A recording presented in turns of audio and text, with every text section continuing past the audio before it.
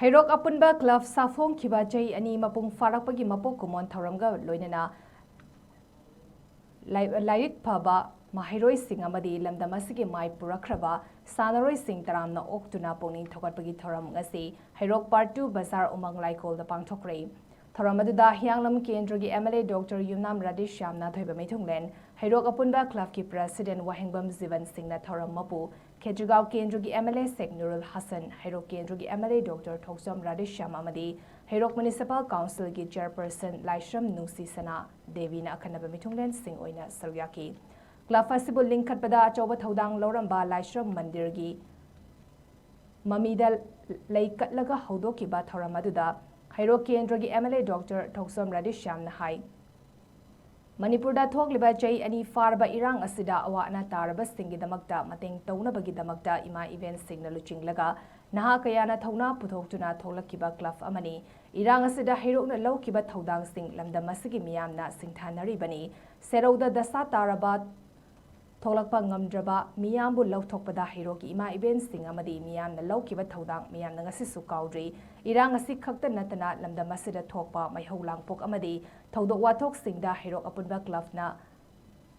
lawkiba thodang sing amadi mateng sing thaganingai ni miyamgi yaifanabagi damakta club fasina tawrakba thabak thoram singda mahak amadi mahaki imung manungna angamba mateng tawgani haiki magna makhatana haikibada kanglofur ki khenaba leitana party manaba manadaba sagai manaba manadaba pumnamak thidana ikoi asengba yeknaba oiriba lairaba haibasi muthatpa mathau tai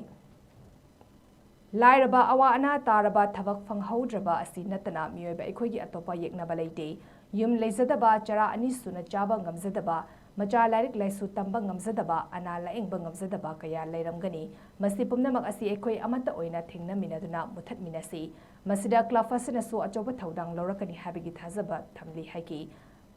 Club amadi maira paibi loop singna lawriba thodang si lengakna lawgadaba thodang ngaktani habida haimanba thokloi adubu lamdam masida leiminariba Kanglo furup singbu nusi chanana leiminna hanba amata oiba wakalon khanhanduna saukhatpagi lambida chatnabagi wakalon nataba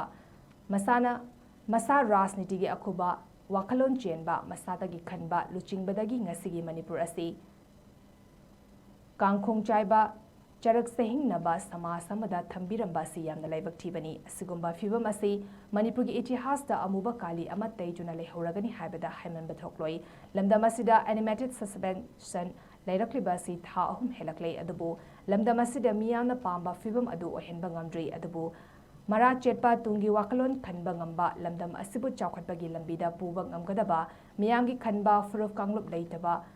lengak ama soidana laklagani haibagi thazaba leiri haki Panbaya ngasigi Thouram aduda hadak lauthokiba class 10 12 ki exam da mark wangna fangduna pass toroklaba national amadi international gi thakda lamdam asigi mai puraklaba SANNAROI sing PhD fanglaba MAHEIROI sing medical tamliba MAHEIROI sing su achamba khudol piduna poning thawaki